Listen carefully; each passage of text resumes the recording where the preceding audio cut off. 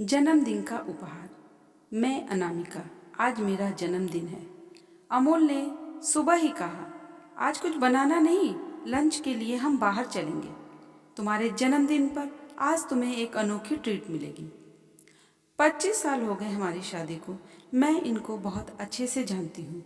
फिजूल खर्ची और दिखावे से दूर दूर तक इनका कोई लेना देना नहीं था। दोनों बच्चे शाम 4 बजे स्कूल से लौटेंगे, यानी लंच पर मैं और अमोल ही जाएंगे और बच्चों के आने से पहले लौट भी आएंगे। एक बड़े होटल की पार्किंग में हमारी गाड़ी पहुंची। फाइनली एक बंद द्वार पर हम लोग पहुंचे।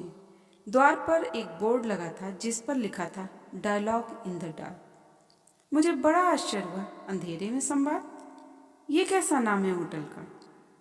बड़ा विचित्र लग रहा था सब कुछ। हर अगले मोड़ के बाद अंधेरा बढ़ता ही गया कि मैंने इनका हाथ जोरों से थाम लिया और फिर शायद हम एक हॉल में पहुंचे।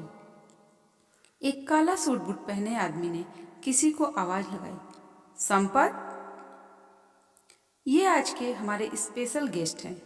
आज मैडम का बर्थडे है, गिव देम स्पेशल ट्रीट।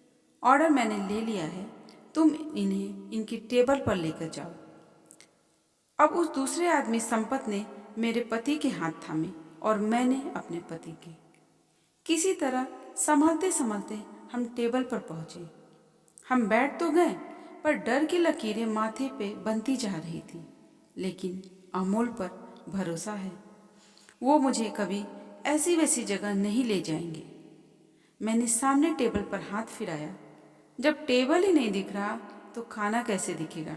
ये कैसा मजाक है, ये कैसा जन्मदिन का उपहार है।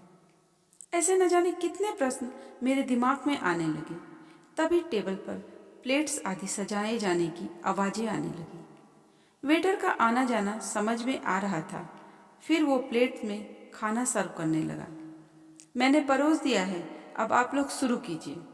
आपको कुछ दिखेगा तो नहीं, लेकिन मुझे विश्वास है कि स्पर्श और खुशबू से आपको खाने में एक अलग ही आनंद प्राप्त होगा। हालांकि अंधेरे में भी खाने का पदार्थ तो अपने स्वाद का मजा दे ही रहे थे, लेकिन खुशबू, स्पर्श और आवाज बस यही काम कर रहे थे। बीच बीच में संपत सब्जियां या अन्य कुछ परोस देता। मेरा जन्मदिन, अंधेरे में लंच। मैंने कैंडल लाइट डिनर तो सुन रखा था, पर लंच इन डार्क विस्मयबोधक लगा। तभी किसी ने आवाज लगाई, आप जब बाहर जाना चाहें तो बताइएगा, मैं आपको बाहर छोड़ाऊंगा, ऐसा संपत ने कहा। अमोल बोल पड़ा, हाँ हाँ अब चलो, ले चलो हमें। फिर संपत ने अमोल के हाथ थामे और मैंने अमोल के हाथों में हाथ डाला और बाहर की ओर बढ़े।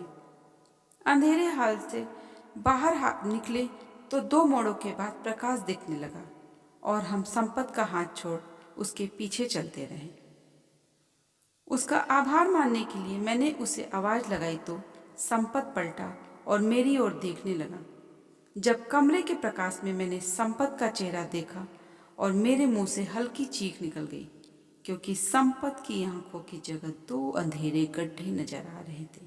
वो पूर्ण रूप से अंधा था। संपत बोला, यस मैडम। मैं समझ ही नहीं पा रही थी कि क्या कहूँ।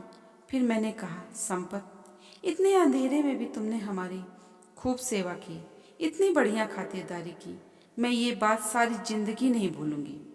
संपत ने कहा, मैडम, आपने जिस अंधेरे को आज अनुभव किया है वो तो हमारा रोज का ही है, लेकिन हमने उस पर विजय प्राप्त कर ली है। We are not disable, we are differently able people. We can lead our life without any problem, with all joy and happiness as you enjoy। बिना किसी की सहानुभूति के मोहताज एक सशक्त व्यक्ति से आज अमोल ने मुझे मिलवाया। ऐसा जन्मदिन मुझे कभी नहीं भूलेगा। जब संपत बिल लेकर हमारे पास आया, चूंकि अमोल अपना चश्मा कार में ही भूल गए थे, तो उन्होंने मुझे बिल पढ़कर अमाउंट बताने के लिए कहा। अमाउंट बताने के बाद अचानक मेरी नज़र बिल पर सबसे नीचे लिखे प्रिंटेड शब्दों पर पड़ी। लिखा था, We do not accept tips. Please think of donating your eyes, which will bring light to somebody's life।